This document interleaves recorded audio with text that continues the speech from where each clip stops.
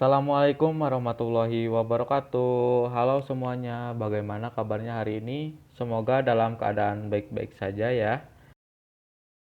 Pada kesempatan kali ini, saya akan berbagi tips belanja online.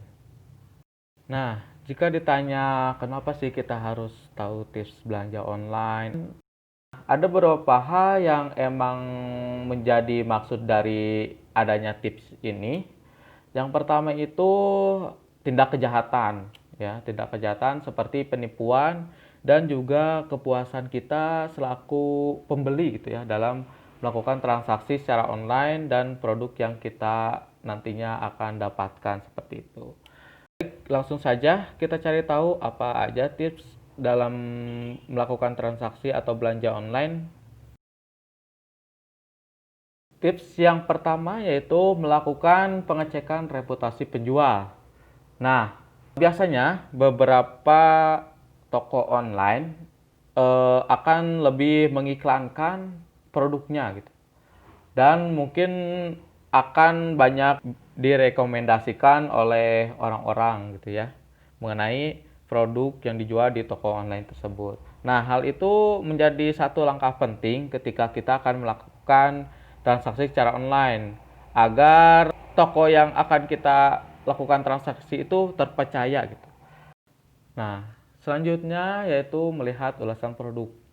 Lihat ulasan produknya, terus lihat ulasannya, bagaimana komentar transaksi sebelumnya gitu ya. Terus bagaimana bintangnya gitu ya. Kalau misalnya ada, coba dilihat gitu ya. Tips yang ketiga yaitu membandingkan harga dan produk dengan toko lain. Kerap kali gitu ya kita melihat harga yang sama, namun si tokonya itu mungkin ada yang lebih terkenal gitu ya, atau mungkin lebih direkomendasikan lah ini saya. Tapi harganya itu sama dan kualitas produknya juga sama. Lanjut ke tips yang keempat yaitu baca dan cermati deskripsi produk. Nah, ini yang sering kali kita lupakan gitu ya dalam melakukan transaksi online. Jadi kita langsung beli, tahu-tahu produk yang kita dapatkan itu tidak sesuai gitu ya.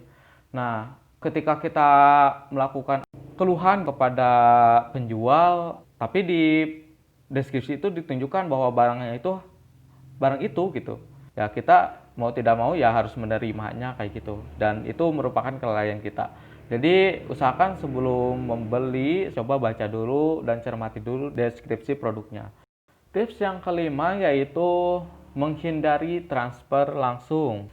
Sebelum kita melakukan transfer secara langsung, lebih baik banyak melakukan komunikasi dengan penjual dan juga teman-teman dari kalian semua gitu, agar kita semua tidak terkena tipu gitu ya, tindak kriminal dari orang-orang yang tidak bertanggung jawab gitu.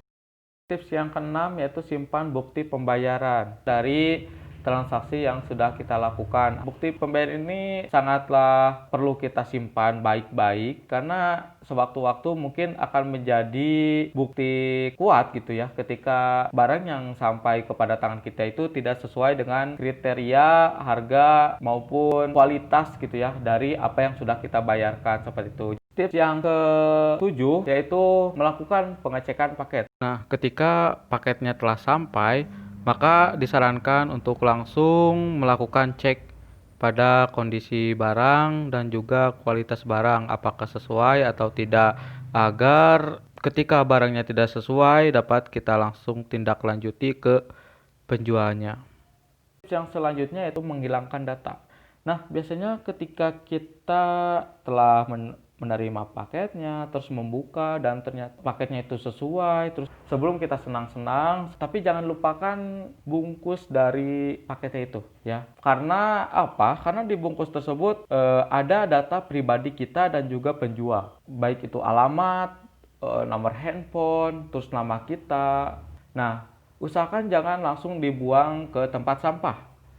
Tapi coba dihilangkan datanya tersebut, baik itu digunting lalu disimpan atau mungkin dihancurkan seperti itu. Tips yang selanjutnya yaitu yang terakhir yaitu memberikan penilaian. Hal ini menjadi penting karena ini memberikan informasi kepada pembeli selanjutnya gitu ya, terkait produk yang akan mereka beli.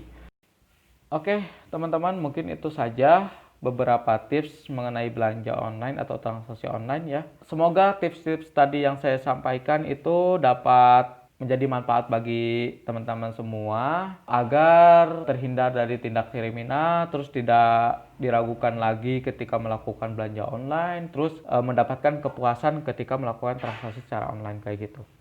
Dan jika ada yang ingin ditanyakan, boleh langsung di kolom komentar. Dan jika emang ini sangat membantu sekali, boleh dibagikan kepada teman-teman yang lainnya gitu ya.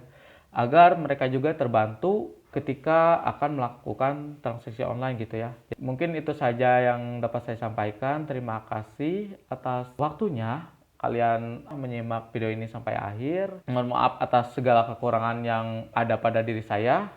Saya akhiri, wassalamualaikum warahmatullahi wabarakatuh.